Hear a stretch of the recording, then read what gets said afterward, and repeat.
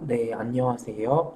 우리가 지난번 동영상까지 해서 1, 2, 3, 4단원에서 배웠던 내용에 대한 중요한 부분에 대한 복습을 해보았습니다. 이제 그래서 원래는 이 5주차 화요일 수업 시간에 첫 번째 퀴즈를 보려고 했는데 그 시험을 볼 수 있는 온라인 시험 플랫폼이 아직 학교에서 조금 준비되는 게 지연되고 있어서 이제 불가피하게 어, 첫 번째 퀴즈를 조금 연기를 하게 되었습니다. 이제 그래서 5주차 중에 첫 번째 퀴즈를 보기는 어려울 것 같아서 제가 이제 PLMS 공지사항으로 이제 첫 번째 퀴즈를 우선은 연기를 한다라고 이제 안내를 드렸었고요. 어, 학교에 확인을 해보고 이제 온라인 시험 플랫폼 준비가 돼서 언제쯤부터 사용할 수 있는지를 확인을 해보고 나서 만약에 뭐 1, 2주 안에 퀴즈를 볼 수 있을 것 같다라고 하면 이제 조금 미뤄서라도 첫 번째 퀴즈를 보도록 하고 이제 그렇지 않고 학교의 시험 플랫폼 준비가 늦어지면 이제 우리가 원래 퀴즈 두 번 보기로 했던 것을 뭐 퀴즈 한 번으로 합친다든지 해서 이제 평가 방법을 조금 조정을 해야 될 수도 있어서 이제 제가 학교에 확인을 해보고 그 결과에 따라서 PLMS 공지사항을 통해서 이제 안내 드리도록 하겠습니다. 이제 다시 한번 이제 첫 번째 퀴즈를 이제 미리 안내를 드렸었고 이제 공부 스케줄을 세워서 이제 준비를 하셨을 텐데 이제 정말 죄송하게도 첫 번째 퀴즈를 이제 조금 연기를 하도록 하겠습니다. 네. 그리고 이제 요번 동영상에서는 우리가 새로운 내용을 공부를 앞서서 이제 우리가 1, 2, 3, 4단원에서 배웠던 것들과 관련해서 최근 나오고 있는 이슈들을 한번 살펴보도록 하겠습니다. 이제 우선 첫 번째로는 이제 펀드의 수익률과 관련한 기사가 하나 나와서 살펴보도록 하겠습니다. 이제 그리고 우리가 4단원에서 배울 때에 이제 4단원을 마친 후에 한번 직접 어떤 펀드 같은 거를 하나 골라서 한번 같이 살펴보자. 뭐 투자 설명서 같은 거 한번 보자라고 얘기했었죠. 네, 그래서 그것과 관련해서 한번 첫 번째 기사는 이제 펀드에 대한 부분이 되겠습니다. 이제 어떤 펀드의 경우에는 지금 5년간 수익률이 무려 200%나 된다고 합니다. 이제 그리고 여기 등록금 걱정 없겠네라고 이렇게 제목이 뽑아 놔 있는 이유는 이제 만약에 자녀의 어떤 나중에 뭐 대학 등록금이라든지 이제 그런 거를 위해서 투자를 한다면이라고 가정을 했기 때문에 이제 이런 어떤 제목이 뽑아진 것 같습니다. 그런데 비교를 해봤더니 가장 수익이 좋았던 것은 여러 이제 펀드 유형 중에서도 해외 주식형 펀드가 수익률이 가장 좋았다라고 합니다. 그 중에서도 중국에 투자를 좀 많이 했던 펀드들에서 수익률이 가장 높았다라고 합니다. 그래서 여기 그 테이블을 통해서 살펴보면 여러 투자 유형이 있다고 했죠. 국내 주식형, 국내 주식과 채권 혼합형, 해외 주식형, 해외 주식과 채권 혼합형, 여러 가지 뭐 이외에도 여러 가지 유형들이 있겠는데 정말로 지금 수익률이 좋은 펀드들은 막 200%대가 넘습니다. 그 중에서도 가장 지금 수익률이 높은 펀드가 미래에셋 차이나 그로스라는 해외 주식형 펀드입니다. 이제 여기 펀드 이름에서 우리가 알 수 있는데, 이거는 미래에셋 자산 운용에서 차이나 그로스, 주로 중국에 투자를 하는 펀드이고, 성장주와 가치주 중에서도 그로스, 성장주, 앞으로 뭐 나중에 이제 최근 몇 년 안에 급격하게 오를 수 있는 주식에 주로 투자를 하는 펀드인 모양입니다. 이제 그리고 여기 지금 뭐 국내 혼합형에 이제 가장 수익률이 높다고 하는 이제 KB스타 주식 혼합 같은 경우에 이제 KB라고 하는 KB 자산운용에서 운용을 하는 펀드고 이제 국내 주식에 혼합형으로 투자를 하는 모습입니다. 이제 그래서 이 펀드 이름만 보면 어느 자산운용사에서 운영하는 거고 이제 어떤 스타일로 대체로 운용을 하는지가 다 나옵니다. 그래서 가장 성과가 좋았던 미래에셋 차이나 그로스 펀드 같은 경우에는 이제 260%가 5년 동안 260%가 넘는 수익률. 그리고 이제 왜 이렇게 이 펀드는 수익이 잘 났지? 라고 분석을 해봤더니 뭐 중년층이 늘었고 중국의 과학기술이 최근 많이 발달을 했고 뭐 요런 것들이랑 좀 맞아 떨어져 가지고 또 이제 텐센트, 알리바바 같은 회사들에 투자를 한 것이 이제 성과가 잘 나가지고 그 주식들이 많이 올라서 이런 막 260%가 넘는 수익이 난 모양입니다. 이제 그리고 국내 주식형 펀드 중에 그리고 뭐 국내 뭐 혼합형 그리고 해외 주식 해외 혼합형 이제 여러 가지 별로 뭐 펀드의 성과를 비교를 했었죠. 이제 그리고 그 중에서 어떤 게 있었냐면 이제 타이거 200 IT라는 펀드가 있었는데 요거는 이제 그 중에서도 우리가 배운 것처럼 ETF 상장 지수 펀드입니다. 이제 그래서 여기 200IT라고 이름 붙어 있는 것에서 알 수 있듯이 이제 코스피 200에 들어가 있는 종목들 근데 그 중에서도 좀 IT 섹터에 조금 초점을 맞춰서 추종을 하는 ETF입니다.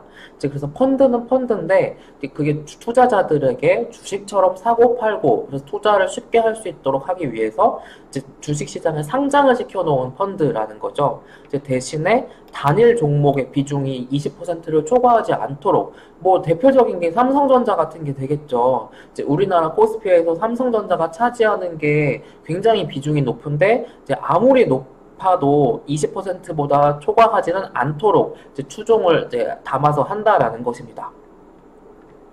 이제 그리고 뭐 혼합형 펀드의 경우에도 이제 뭐 수익을 이렇게 잘 낸 경우가 있었습니다.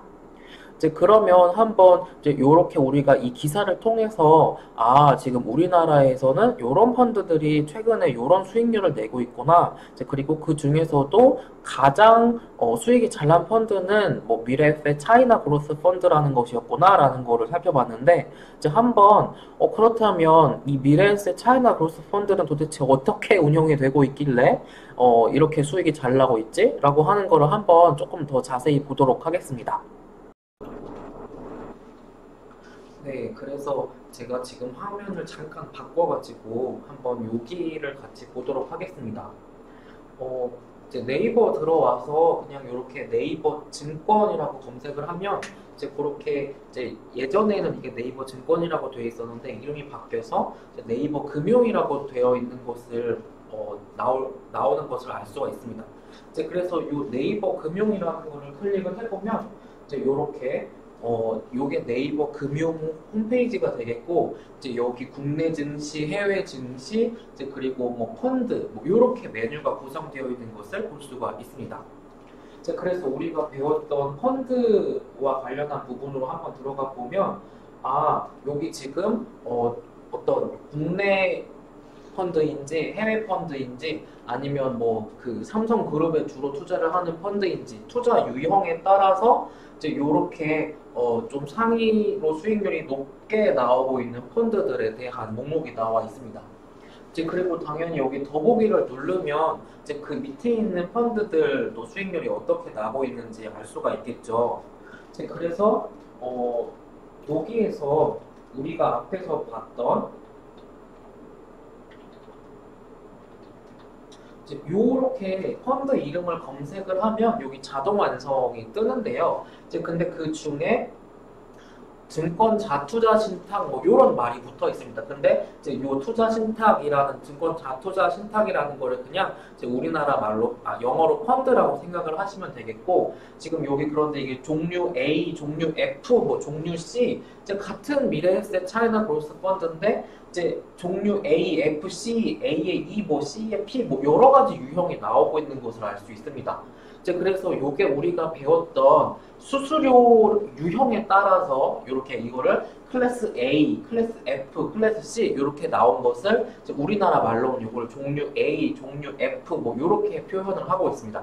그래서 그 중에서도 이제 이 클래스 A에 해당하는 미래에셋 차이나 그로스 A 펀드를 한번 보면 지금 이게 이 펀드의 경우 지금 우리가 NAV라고 하는 거를 봤잖아요. 그래서 그 NAV가 하루에 한 번씩 나오는데 이제 그래서 이제 종가 기준으로 가장 최근 가격으로 이렇게 나와 있고, 지금 뭐 1개월 수익률, 3개월 수익률, 뭐 1년, 3년 수익률 뭐 이렇게 나와 있습니다. 이제 그리고 여기 그냥 네이버 상에서 정리되어 있는 것만 봐도 이제 대체적으로 이 미래에셋 차이나 그로스 펀드가 어디에 투자하고 있냐를 대충 알 수 있는데요. 94.23%를 지금 해외 주식에 투자를 하고 있는 모습입니다. 이제 그리고 이제 그 중에서도 여기 일부분의 경우에는 뭐 투자자가 환매 요청이 오거나 했을 때에는 이제 환매에 대응해야 되기 때문에 이렇게 유동성으로 나머지를 가지고 있는 모습이고요. 이제 그리고 탑 10 보유 주식이 여기 나와 있습니다. 그래서 텐센트가 지금 6.96%를 이 펀드는 담고 있고, 이제 알리바바의 경우 4.17%를 담고 있습니다. 이제 그리고 여기 패밀리 펀드 정보라고 해서 나와 있죠. 그래서 이 같은 미래에셋 차이나 그로스 펀드예요. 근데 이렇게나 많은 클래스들이 있다라는 겁니다. 그래서 이제 뭐 수수료를 선취를 하는지 아니면 후취를 하는지 아니면 선취 후취 없이 뭐 그 중간에 운용에 대한 수수료만 떼는지 아니면 이게 뭐 온라인 판매 전용인지 아니면 오프라인 판매 전용인지 등등에 따라서 이렇게 많은 패밀리 펀드가 있다라는 것입니다. 이제 그리고 이제 요렇게 네이버를 통해서도 네이버에 그냥 정리되어 있는 것만 봐도 이제 펀드의 어떤 기본적인 속성을 알 수가 있고요. 이제 그리고 한번 이 펀드를 운영하고 있는 미래에셋 자산운용 홈페이지에 들어가 보도록 하겠습니다.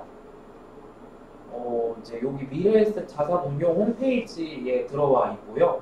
이제 여기에서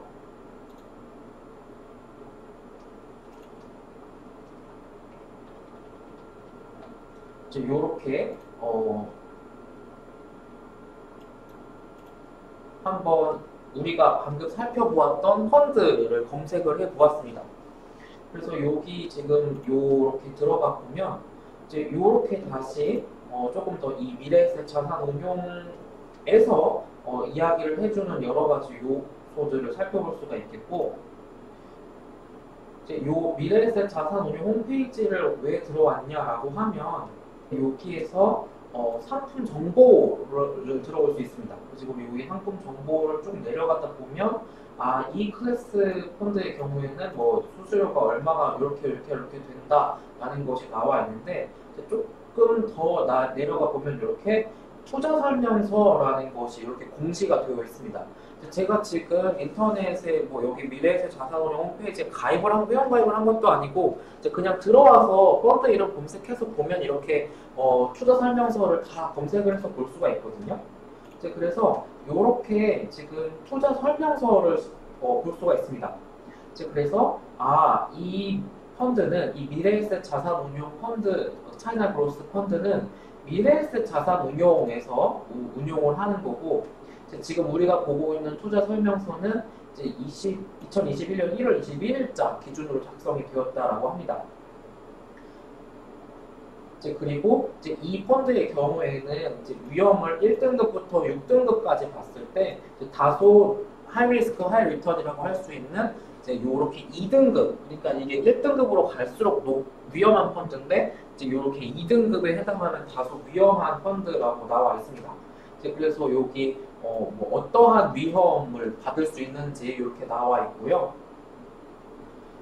그리고 이렇게 지금 수수료에 대해서도 어떤 클래스가 얼마만큼의 수수료를 떼가는지에 대해서도 지금 투자 설명서에 다 나와 있습니다. 이제 그리고 최근에 투자 실적에 대해서도 이제 이렇게 최초 설정일이 2014년 11월 10일에 이 펀드가 최초로 설정이 되어서 뭐 최근으로 올수록 어떻게 투자 수익률을 이제 달성을 했는지를 나오고 있고요. 이제 그리고 이제 이 펀드를 운용하는 사람이 누구인지까지도 이렇게 다 나옵니다. 이제 그래서 요분이 운용을 하고 있구나. 그리고 이제 요분이 운용을 하고 있는 다른 펀드들은 뭐 요 43개나 되고 이제 총 이 사람이 운용하는 게 이렇게나 많구나라는 것이 이렇게 앞부분에 나와 있습니다. 이제 그리고 뭐 여러 가지 내용에 대해서도 나와 있습니다. 이제 뭐 해지를 하는지 안 하는지 뭐 이런 것에 대해서도 나와 있고요. 그래서 이렇게 투자 설명서 앞부분에 해당하는 게 이제 여기 우리가 앞에서 봤던 요 간이 투자 설명서, 요 간이 투자 설명서입니다. 이제 그리고 이제 조금 더 뒤로 가서 본 게 투자 설명서를 볼 수가 있는데요. 이제 여기 지금 여기부터는 지금 자세한 내용에 대해서 나와 있습니다. 이제 그래서 이 펀드는 누가 운용을 하고 뭐 운용 인력은 누구고 이제 그리고 뭐 이 펀드의 패밀리의 어떤 종류에는 어떤 것들이 있고 한지가 지금 여기부터 쭉 보시면 여러 가지 내용들이 이 펀드에 대해서 설명이 나와 있습니다. 이제 그래서 여기 살펴본 것처럼 지금 뭐 조금 어려운 무슨 용어들이 나오긴 하지만 그냥 상품 설명서를 보면 이 펀드는 이렇게 구성이 되어 있고 이렇게 운영이 되고 있고 이렇게 여기에 주로 투자를 하는 펀드구나라는 걸 다 알 수 있습니다. 이거는 다른 금융 상품도 마찬가지예요. 뭐 적금도 그렇고 보험 아니면 뭐 체크카드 하나를 가입하더라도 이렇게 상품 설명서 아니면 요약 상품 설명서 아니면 여기처럼 간이 상품 설명서를 보면 이제 핵심적인 내용들은 설명서만 보면 다 알 수가 있습니다. 이제 그래서 요렇게 이제 펀드의 경우에는 네이버 금융에서 펀드 클릭해서 이제 기본적인 내용들은 거기서도 볼 수 있고 조금 더 자세히 알고 싶으면 자산 운용사 홈페이지에 들어가서 여기에 나와 있는 투자 설명서를 통해서도 자세한 내용을 확인할 수 있겠습니다. 네, 그래서 우리가 그 화면을 잠깐 옮겨서 이렇게 이 미래에셋 차이나 그로스 펀드뿐만 아니라 이제 그 각 자산 운용사에서 공시하고 있는 투자 설명서를 참고를 하면 이제 이 펀드에 대한 뭐 투자 정보를 여러 가지를 알 수가 있습니다.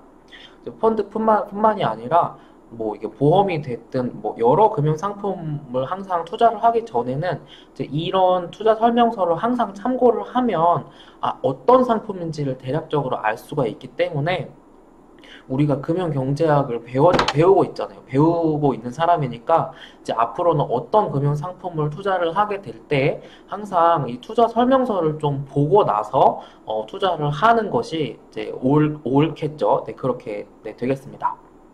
이제 그리고 이어지는 기사는 이제 바로 지난주에 있었던 SK 바이오사이언스의 어떤 공모주 청약에 대한 기사가 되겠습니다.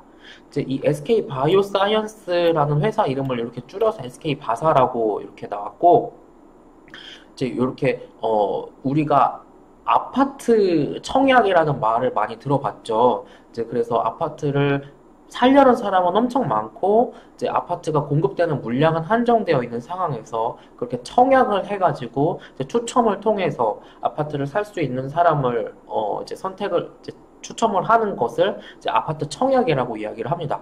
이제 이 마찬가지로 주식에도 이제 이렇게 청약이라는 게 있습니다. 이제 뭐냐면 이제 이렇게 주식이 처음 상장을 할 때 살려는 사람이 엄청 많은데 주식 발행되는 물량은 한정되어 있죠. 이제 그래서 이게 뭐 추첨 같은 거를 통해서 주식을 처음 살 수 있는 투자자들을 선정을 하는 것을 이렇게 청약이라고 이야기를 합니다. 이제 그런데 이게 작년에 뭐 빅히트 같은 거 청약할 때에는 경쟁률 엄청 셌다고 해죠. 이제 그런데 요렇게 SK 바이오사이언스가 요번에 청약할 때에 이제 이전보다 더 또 경쟁률이 올라갔다라고 합니다. 이제 그래서 지금 여기 지금 도표를 보면 이제 이렇게 청약 증거금이 무려 63.6조 원이나 몰려서 역대급으로 청약 증거금이 많았다라고 합니다. 이제 이 청약 증거금이라고 하는 게 뭐냐면 이제 주식을 사기 전에 미리 내가 얼마만큼의 돈을 넣어놔야 주식 계좌에 넣어놔야 이제 이 청약을 할 수가 있는 거거든요. 아파트 청약할 때도 이제 계약금을 처음에 걸고서 요거를 신청을 하잖아요. 이제 그거랑 비슷한 방식입니다. 이제 그래서 이제 이 그 SK 바이오사이언스 같은 경우에 이제 굉장히 인기가 많았다라고 하는 것이고 이제 여러 개의 증권사를 통해서 청약이 진행이 되었습니다. 이제 그래서 이제 NH투자증권, 한국투자증권, 미래에셋대우, SK증권 이제 이런 증권사들을 통해서 언더라이팅이 된 거죠. 이제 그래서 이렇게 복수의 증권사들이 이렇게 신디케이트로 이제 언더라이팅 업무를 한 것이 되겠습니다. 이제 그리고 여기 지금 주식을 하신 분들은 아마 아실 건데 이제 여기 카카오 게임즈라고 하는 회사 이름의 옆에 지금 이렇게 무슨 번호 같은 게 있죠. 지금 6자리 번호가 있는데 이제 요게 우리가 이 회사의 고유한 종목 코드입니다. 이제 그래서 뭐 경제신문이나 뭐 그런 거를 보면 뭐 삼성전자 괄호 열고 뭐 몇몇 해가지고 이렇게 6자리 번호가 나와 있는 것인데 이제 요거를 우리나라에서는 종목 코드라고 부르는 것이고 이제 미국에서는 이제 그 뭐 영어 약자로 뭐 쿠팡의 경우에는 뭐 CP 뭐 어쩌고 저쩌고 그리고 애플의 경우에는 APPL 구글의 경우에는 GOGL인가 그렇게 티커 이제 영어 약자로 티커로 그렇게 표시를 하고 있습니다. 이제 그래서 이렇게나 많이 청약을 신청을 사람들이 했었다라는 것을 보여주고 있고 청약 주식 청약이 요런 개념이구나 라고 하는 것을 알 수가 있겠습니다.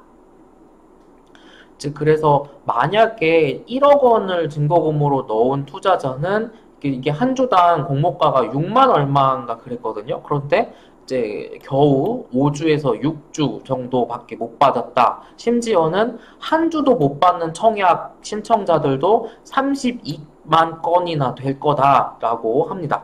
그러니까 굉장히 인기가 많았다라는 것이죠. 이제 그런데 이 공모주를 청약을 할 때 이제 주식을 청약을 하는 제도가 지금 우리나라가 조금씩 변하고 있는 중입니다. 이제 그래서 지금은 여러 증권사에서 중복 투자를 중복 청약을 할 수가 있었던 상황인 거고, 이제 우리가 하반기부터는 또 이렇게 못하게 바뀌거든요. 이제 그래서, 하반기부터는 이제 상장 같은 걸 하더라도, 청약 같은 걸 하더라도 주식 청약을 할 때, 이제 또, 뭐 경쟁률이 이렇게 올라가지는 않겠죠. 어차피 한 사람이 한 증권사를 통해서만 청약을 할 수가 있으니까. 이제 그리고 이제 여기 이어지는 기사는 이제 올해에 이런 회사들이 주로 상장을 할 것으로 예상이 된다라는 것입니다. 그러니까 지금 이런 회사들이 지금 비상장인데 주식시장에 상장을 할 것 같다라는 예상이 되는 회사들입니다. 이제 그래서 이제 카카오 계열사에 해당하는 이제 카카오뱅크, 카카오 엔터테인먼트 같은 회사들이 올해 하반기 안에 이제 한 예상되는 시총은 요 정도로 돼서 이제 상장을 하려고 예상을 하고 있다. 이제 그리고 이제 원스토어라는 SKT가 대주주로 있는 회사, 그 구글 플레이가 전 세계적으로 있고 또 앱스토어가 전 세계적으로 있잖아요. 근데 우리나라에 그 통신 3사가 네이버랑 같이 해놓은 이제 원스토어라는 게 우리나라 앱 마켓이 있습니다. 이제 그게 지금 그거를 운영하는 회사가 비상장사인데 이제 하반기에 상장을 할 예정일 것 같다라는 것입니다. 이제 그래서 기사 제목에 나와 있는 것처럼 이제 카카오 계열사들이 한 3군데, 이제 그리고 SKT 자회사들이 이렇게 상장을 앞두고 있다라는 것입니다. 이제 그리고 추가적으로 SK와 관련한 회사들이 좀 더 있는데 뭐 ADT 캡스, 그다음에 11번가, SK 브로드밴드, 웨이브 같은 회사들도 원스토어 이후에 상장을 할 것으로 예상되는 회사들이라고 합니다. 이제 그래서 요런 회사들도 이제 요번에 SK 바이오사이언스 그리고 저번에 빅히트가 거쳤던 것처럼 이제 주식 청약이라는 것을 통해서 뭐 이렇게 추첨 같은 거를 통해서 주식을 살 수 있는 사람들을 뽑겠구나라고 하는 것입니다.